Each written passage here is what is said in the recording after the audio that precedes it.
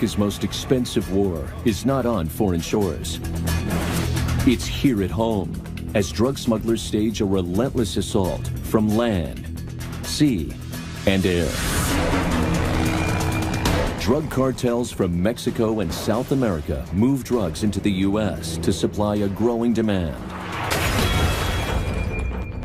According to a recent national survey, about 22.6 million Americans aged 12 and older are current illegal drug users. The drug cartels play a lucrative and brutal game with bribes, intimidation, murder, and violence. South of the border, more than 50,000 have been killed in the last 5 years. There it is. The methods are extreme because the profits are insane. There are several large packages, large bundles. These look more suspicious. Fast boats, like this one off the coast of Nicaragua, worked in the 1980s. They could outrun any vessel. Get close, he's got him. Until law enforcement He just wiped out. caught up with them. In the 90s, the Coast Guard started hearing about a new elusive vessel operating in the Pacific. It could carry tons of drugs and hide from naval radar just beneath the ocean's surface. But they couldn't find one. They dubbed it Bigfoot.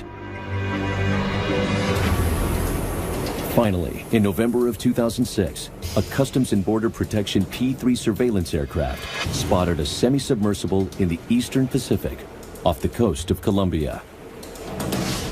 It was a self-propelled sealed boat capable of traveling on or just below the ocean's surface.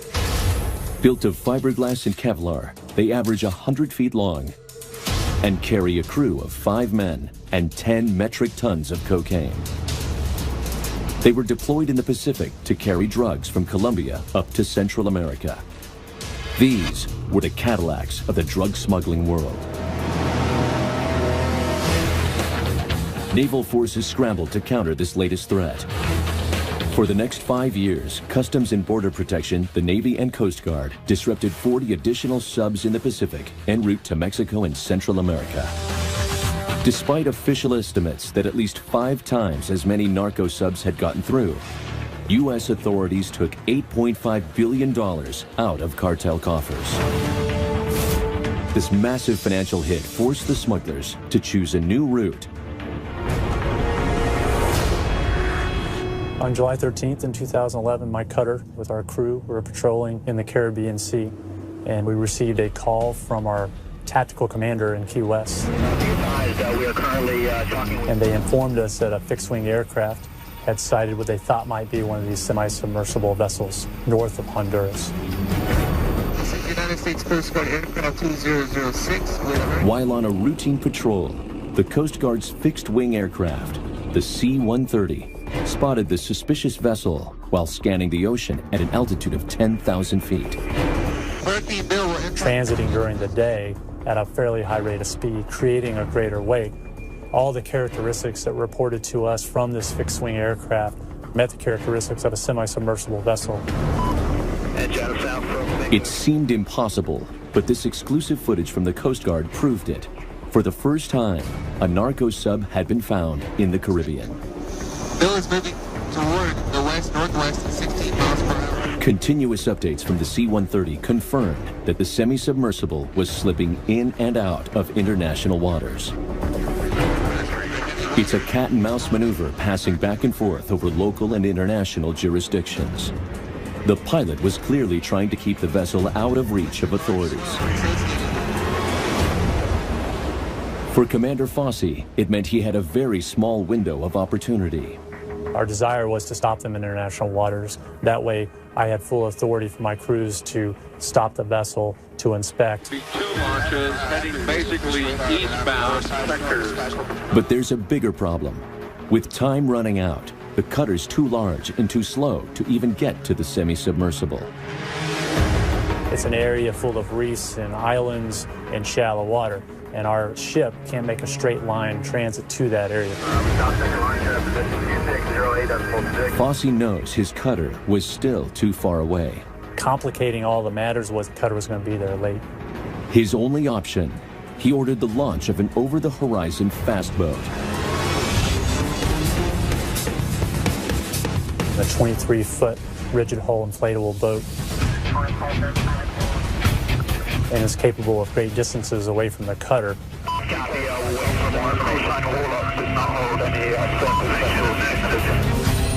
The OTH crew was also armed with M16 assault rifles to counter any threat from the semi-sub. Break, ocean. We need that capability to prosecute this mission. Without it, we wouldn't have been able to do it. The C-130 fed information to the cutter and fast boat to coordinate a specific interception point when the semi-submersible would hit international waters, a very narrow window of opportunity. We have a Judy on the track. As we heard that they were about 30 minutes from the point, and we had confirmation that the semi-submersible vessel was leaving Honduran waters around an island. We knew that at that point we could launch our helicopter. Oh yeah, I see what you're looking at. Our cutter boat and the helicopter intercepted the semi-submersible vessel at the exact same time. Yes, sir. Just so you know, we have eyes on your boys as they complete the intercept. It's a volatile situation and must be approached with caution. Semi-sub crews are known to carry automatic weapons. We aren't sure what desperate measures a particular crew might take. We're always ready for any force that might come against us. Black shorts reaching into his fire. If intercepted, the crew will try and sink their vessel to keep the drugs from being discovered. Once they detected us, their vessel was already starting to take water. Yeah, I'm gonna go ahead and go approach on the flag. The Coast Guard needed hard evidence the vessel was carrying drugs to convict the smugglers. They had already deployed a life raft. Now he is over the suspect vessel at this time. They started donning life jackets. The boat has jumped out. 3 of the drug smugglers had jumped into the life raft. 2 remained on decks. He's splashing. He's And our boarding team took custody of the 2 remaining personnel. 2 issues. Our team found a hatch. They were able to open it. They could see that there was a hold full of cocaine bales.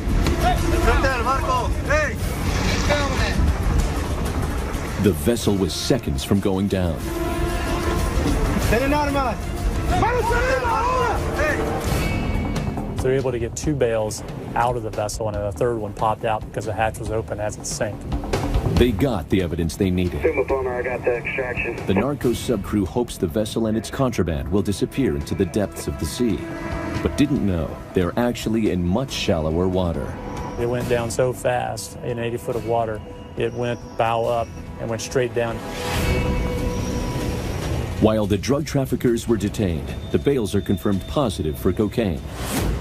This makes the recovery of the cargo essential. Our primary concern at that point was main security over the scene, because we didn't know how interested a drug organization would be to get out there themselves to try and send divers down and actually find it. That prompted the United States to send an FBI dive team and start recovering the drugs out of the vessel. This never-before-seen footage documents the first time the FBI technical dive team had been used to retrieve drugs from a sunken vessel. There was a rumor that the drug cartel was going to come out there even while we were there and try to recover them. It's a tremendous amount of money. Why wouldn't they? It's dangerous because the cartels routinely rig their vessels with deadly booby traps. It's something that we had definitely discussed before we did any diving on the vessel. From the sunken vessel, they recovered an astounding 6.4 metric tons of cocaine with a street value of $180 million, double any amount ever captured before. They can now hold up to approximately 10 tons of cocaine, which drastically changes the amount of product that they can deliver. The cartel's deployment of semi-subs in the Caribbean has only intensified and resulted in 3 additional semi-sub captures. The cutter Mohawk had 2 interdictions shortly after ours, and then the cutter Tampa as well shortly after that.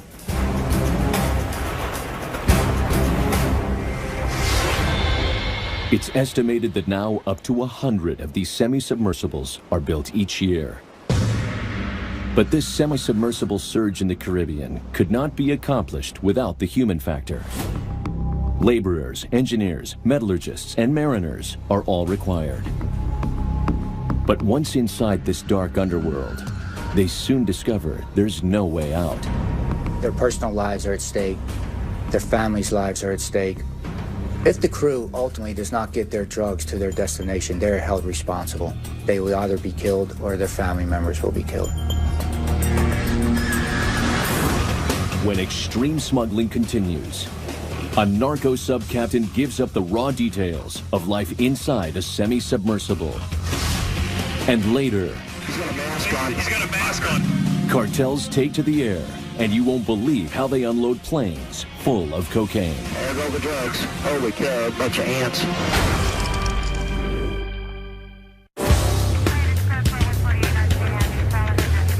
Video images of semi-submersibles captured by the Coast Guard tell us a lot about the sophisticated fiberglass subs built by the cartels. Shorts reaching into his fire. But we've learned very little about the working conditions or experience of the narco sub crew members. In an exclusive interview from Bogota, one sub-captain, his face darkened to avoid reprisals from the cartels, tells his story.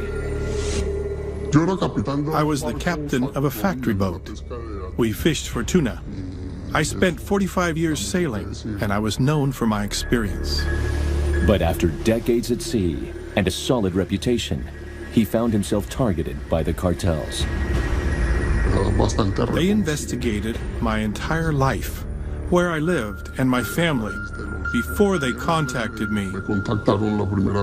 For 6 months, they made offers. They insisted, but I did not want to participate in transporting drugs.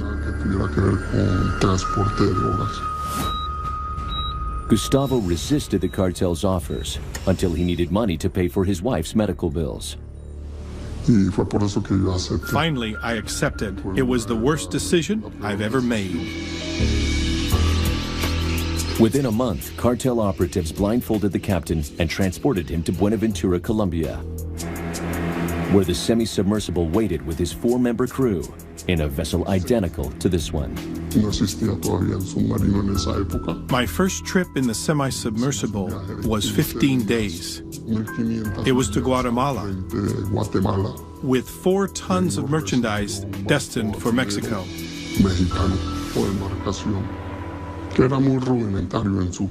Navigation was very simple at first. Just GPS and a satellite phone.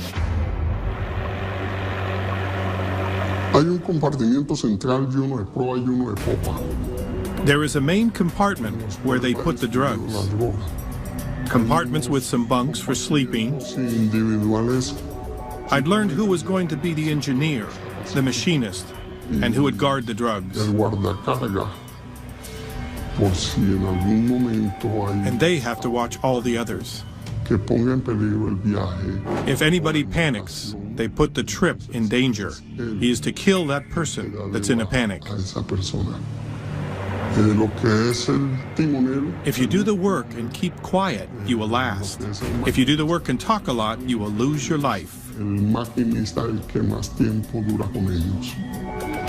With the drugs safely delivered to Guatemala, the cartel had new orders for the captain. We sunk our submersible and we returned to Colombia by plane.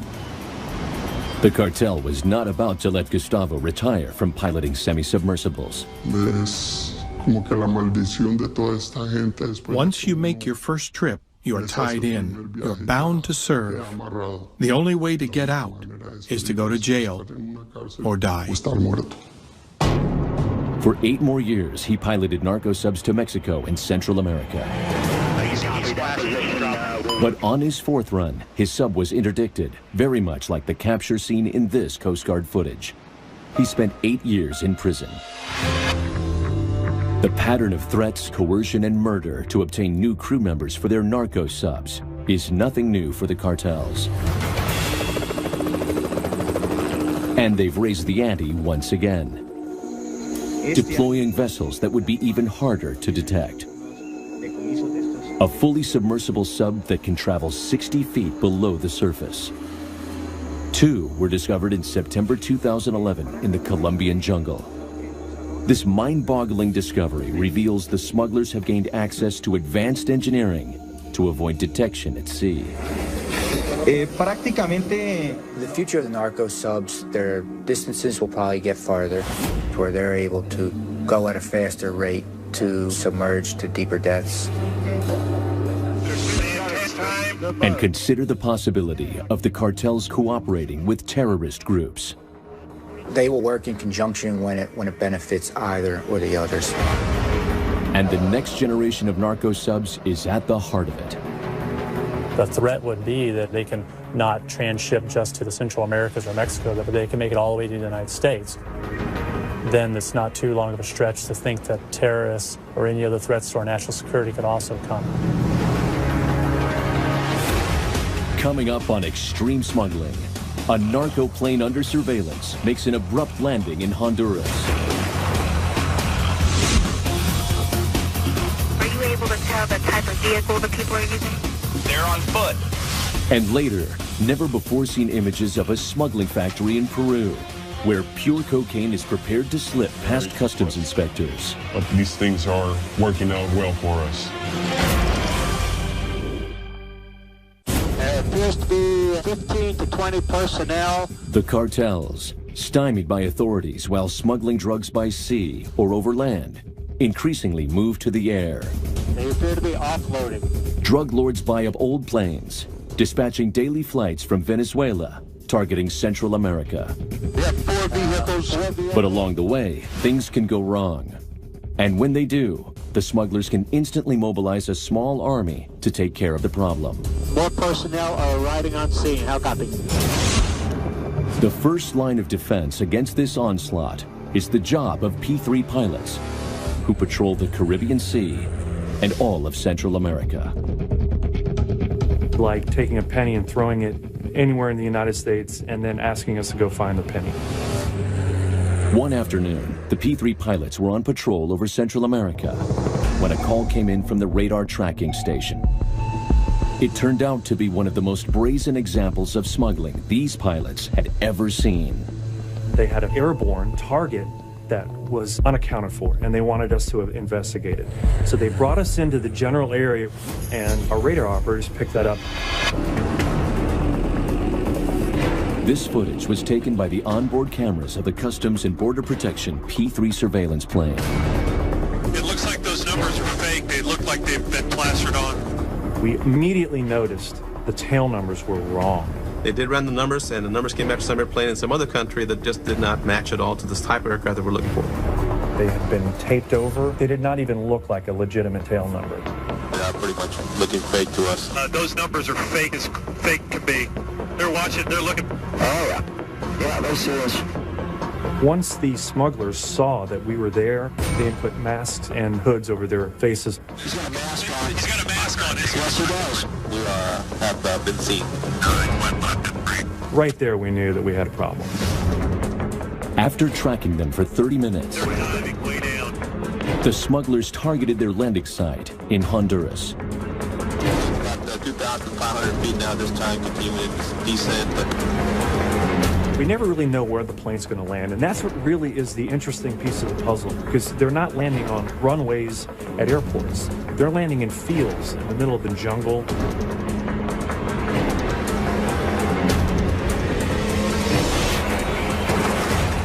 So once they landed, the left main mount got stuck in the mud and the aircraft spun. Oh, he just wiped out. Get us Dirt out. strip. With the narco plane mired in the muddy field, He's landed. cameras recorded the unfolding scene. What's the position? The Honduran police were informed about the smuggler's plane. They immediately dispatched law enforcement to the area. But the smugglers were not going to wait for the police to arrive. A lot of people on the ground are running to the aircraft this time. Suddenly, out of nowhere, a large group of people descend on the aircraft. There's drugs in the engine this aft. They immediately started unloading the narcotics. It took off 4,000 to 5,000 pounds of cocaine in this case. So we're looking roughly $150 million worth of cocaine. Yeah, one guy does have a long arm. Some of them got weapons. Along with these villagers were several armed traffickers. They were there to not only guard the load, but to ensure that the villagers that they were using to transport the narcotics were doing what they were instructed to do. Upload some more stuff off the airplane. There go the drugs. Wow. Drugs are leaving now. Holy cow, a bunch of ants. About 40, 50 people start moving in a mass towards a river that was close by. Are you able to tell the type of vehicle the people are using? They're on foot. Right now, we're not seeing any vehicles at all. They are walking away from the aircraft. With the drugs carted off, just a few people remained with the plane. They start spreading some type of gel, looks like either gasoline or diesel that was in gel up. Well, they're putting some of the blue containers in each of the engine compartment. So if that's fuel, they're going to torch it. They're torching the airplane. They're...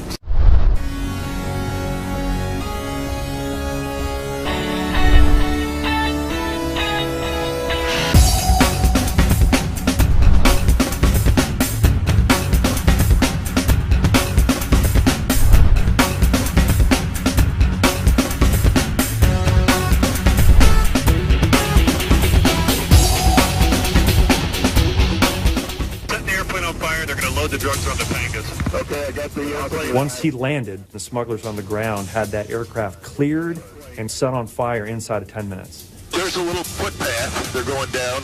People followed basically a small little trail in the jungle. I don't see anything.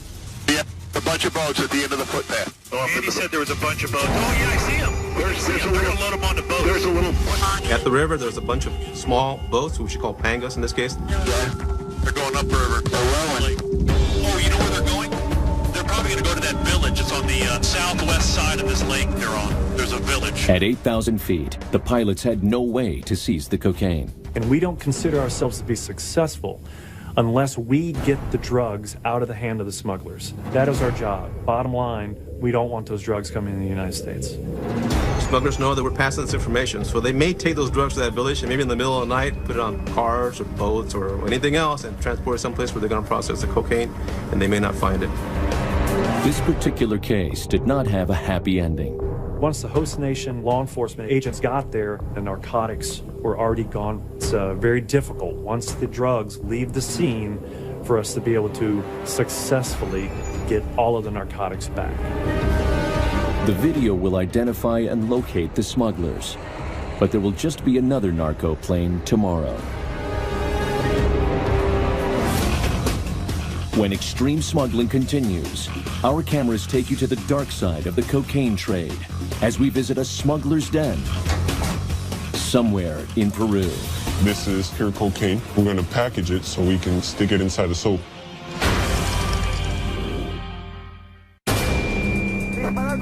For years, drug cartels relied on narco subs and drug-laden planes to smuggle huge amounts of drugs in fewer shipments.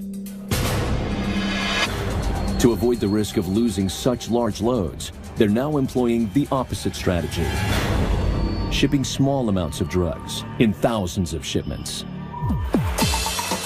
In the sprawl of Lima, Peru, small outfits deal in ounces, but do so with secret methods and rigid controls, even using a new kind of courier. Getting an inside view of their techniques is both extremely rare and dangerous. In exclusive footage, our crew is blindfolded and driven to a drug factory. It's a very heavily guarded complex. Though this building consists of 15 rooms, we are only allowed to film in one of them. This Peruvian family makes over $1 million a year with a minor cocaine distribution network. They start with packages of cocaine that's 95% pure, obtained from a local drug cartel. Our masked host, we'll call Miguel, learned English during several lengthy visits to the U.S. What we have here are bricks of 1 kilo of cocaine. We transport these to the city by trucks. We hide them in gas compartments. I normally get these in the jungle for about $1,000 to $1,200 a piece, worth about $50,000 in the U.S. This is pure cocaine. and something that you would not normally see in the U.S. It's a lot more potent than what they're used to getting out there. To get their product to market, smugglers have devised some imaginative methods. The first involves a bar of soap. This is a bar of soap that's pretty common. It's brand new, it's sealed. Inside of this soap, we can fit 2 ounces of pure cocaine. We start off cutting this very carefully in the middle with the nylon string from end to end, 2 sides. And what we do is we carve out the gut of the soap very carefully. It makes a bed. The person who carries the soap, they probably can make about $1,000 just to take the soap back, 1 soap. It is a little hard to find people to smuggle these type of things, so we'd have to plant it on friends or family members so they don't really suspect that they're taking anything back without their knowledge. With the soap cavity ready, 2 ounces of cocaine are scooped into a condom and formed into a small package. So we try to mold it right into there. So now using flakes scraped from the interior of the soap bar, a putty is made to glue the halves back together. After a bit of sculpting and drying, the bar can be made to look brand new or well used. Either method works. The small shipments are becoming more common. They're not looking for small quantities. If you do this, say, twice a week, you could probably make $10,000 to $15,000 on a very small scale. Miguel's latest scheme is one that international border agents have yet to discover. He transforms the cocaine into a brown liquid and puts it into vinegar bottles. What we have is a small content of cocaine in there. It's a liquid form. There's a process to make this liquid. It requires certain type of chemicals. We've been using it for about a year now, very successfully. The color of the vinegar, natural Peruvian vinegar, is very similar to the contents that we have here. And when it gets back to its destination, we transform this liquid into a solid form. Once a mule has smuggled the bottle into the U.S., its contents are slowly heated, boiling off the liquefying chemicals and converting the liquid cocaine back to its crystal form. This process can take anywhere from 10 to 15 minutes. And once it becomes a solid, the purity maintains. It doesn't take anything away from the purity. They don't really have anything that can really target this type of liquid form. These things are working out well for us.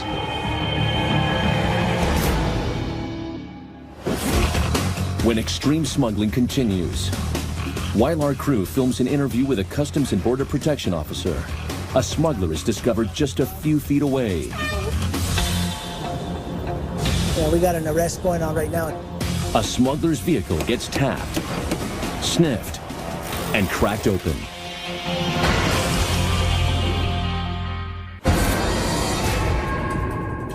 The task is formidable, protecting 8,000 miles of borders from smugglers bringing drugs into the U.S. They're relentless. They'll do what it takes. They'll find a way. If it's not through tunnels, it's going to be in a boat. But if it's not in a boat, it's going to be in an airplane. If it's not an airplane, it'll be in a compartment in a vehicle. They're going to do everything they can to move drugs in the United States and make a profit. That's a recent seizure. To counter this threat from land, sea, or air, the Drug Enforcement Administration set up the El Paso Intelligence Center, known as EPIC. Every day, we are hearing about new methods of drug smuggling. This bulletin here, this is the roofing paper, where they found 2 incidents, one in Minneapolis and the other one in El Paso, Texas. Sometimes we'll see the same method demonstrated in multiple parts of the United States. The roofing paper had marijuana in it, glued in place with tar, and then rolled it back up. We need to put it out. Then we have to ensure that we can get that information clearly documented and kick it out to state and local and federal law enforcement throughout the United States. Country, so it's nationwide. EPIC brings together analysts from 25 government agencies to look at the big picture of drug smuggling.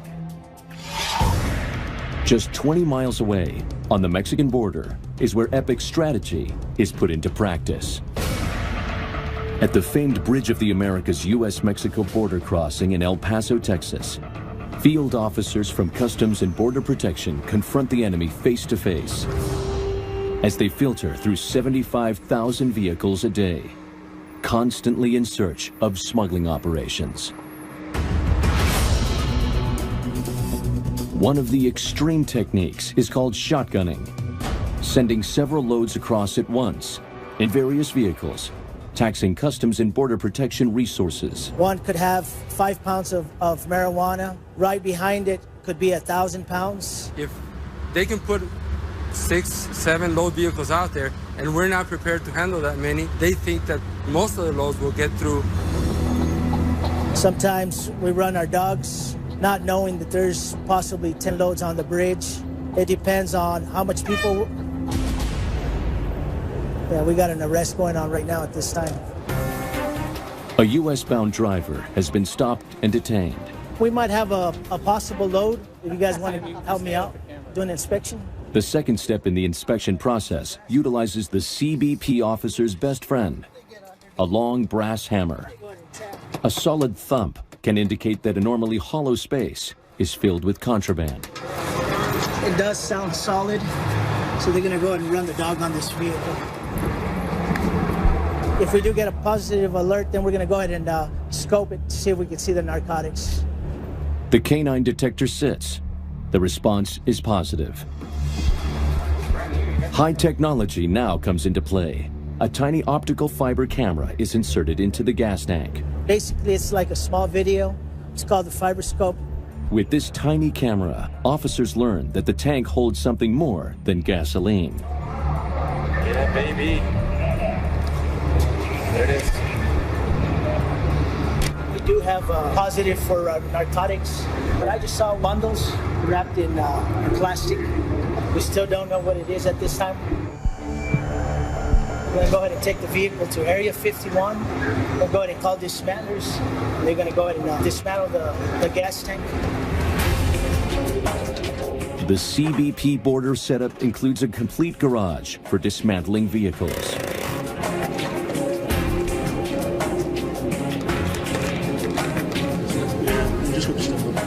A disposable test kit is used to confirm the contents of the bundles. What we have here is a positive for marijuana. The dismantler is going to cut all around the gas tank. That way we can verify exactly how many bundles are in the gas tank.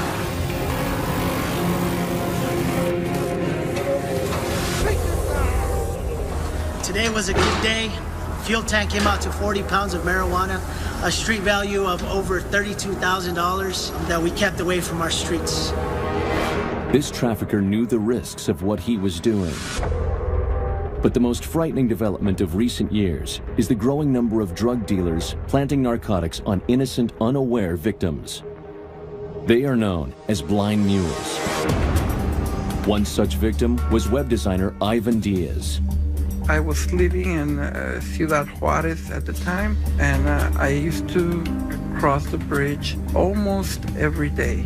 On the morning of January 12, 2011, Ivan is in an express lane for trusted travelers, heading into the U.S. from the Mexican city of Juarez, when his vehicle is routinely inspected. Like every morning, they ask, what are you bringing? And I said, oh, nothing. And then he said, could you please open up your trunk? And I said, sure. Moments turn into minutes as the CBP officer inspects the trunk. He asked, well, what are you having in the bags? And I was like, what bags? Then Ivan heard the words no one wants to hear at a border crossing. And then he said, can you please step out of the car? Ivan was immediately handcuffed and backed towards the interrogation center.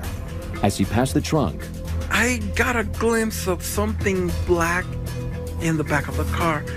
And immediately my reaction was, that's not mine.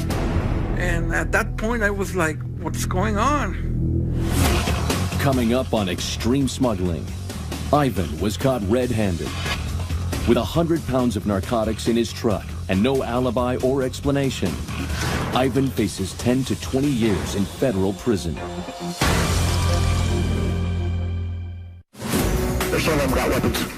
When using their own agents to transport drugs in boats, ships, and planes fails to get the job done, cartels recently resorted to a new insidious courier system.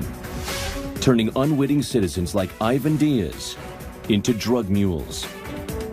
Busted at the border for smuggling 100 pounds of marijuana, Ivan faces 10 to 20 years in prison. 98% of the time, if they find drugs in your car, you're probably going to be locked up. Both the government and your defense are going to have to do an investigation. We would like to think that you're innocent until proven guilty, but that's really not the case all the time. Several weeks later, while Ivan awaited trial, there was another arrest in Juarez, Mexico. This time, it is school teacher and mother of 3, Ana Martinez. I was stopped at a checkpoint by the military on the Mexican side. They told me to open the trunk of my car. Inside, they found 2 duffel bags, seemingly identical to Ivan's. I couldn't believe what I was looking at because I knew I didn't have anything in my trunk. He opened them and they found some bundles wrapped in duct tape. It was more than 100 pounds of marijuana. And I continued just denying those are not mine. I don't know who put them there. The Mexican authorities questioned Ana for 8 hours.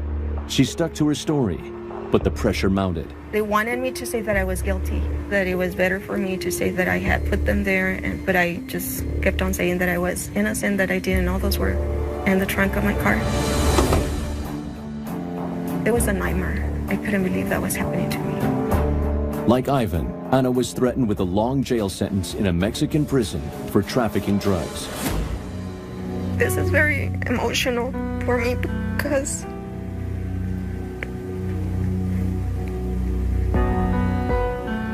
I had worked so hard to have a family and to live in peace.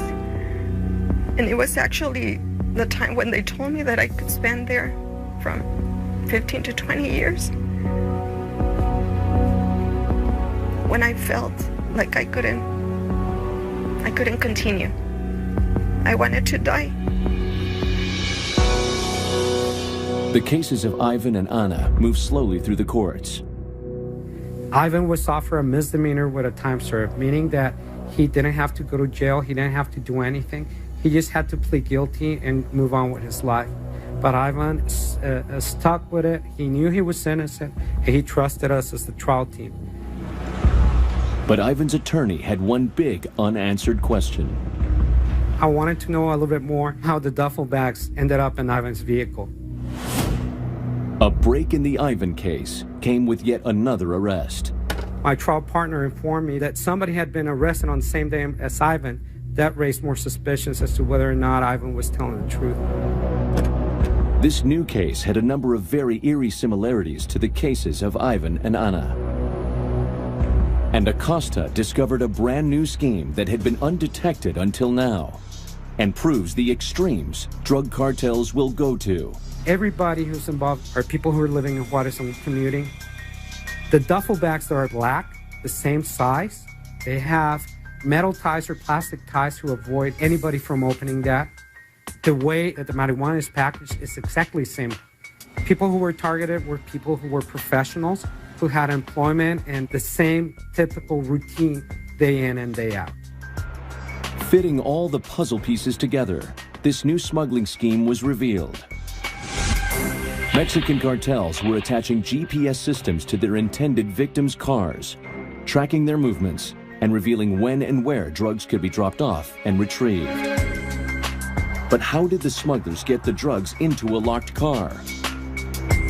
We found out that the drug smugglers were making extra keys, going to a locksmith in El Paso, and giving a VIN number of the cars that were involved. Back in court, the new evidence is presented in the trial of Ivan Diaz. It leads to a verdict of not guilty. I was very relieved that the jury had no doubt whatsoever that we're victims of the drug traffickers. For Ivan Diaz and Ana Martinez, the lessons are personal. I check my car every time I get out of my house. Everybody has to be very, very cautious when they cross their vehicles across the bridge. For the smugglers, it's a business. The profits are great, and it makes me live better. And for the men and women on the front line of the drug war, it's a never-ending battle of wits and technology. We are always playing a game of catch-up with the smugglers. They have the advantage of knowing what they're doing. We have to anticipate what they're doing, which is a much tougher game to play than they do. Smugglers, it is a business for them. The bottom line is that they are just in the business of making money out of crossing those drugs. The victims will matter to them. It doesn't matter if somebody's going to go to jail for something that they didn't know. It doesn't matter who gets hurt.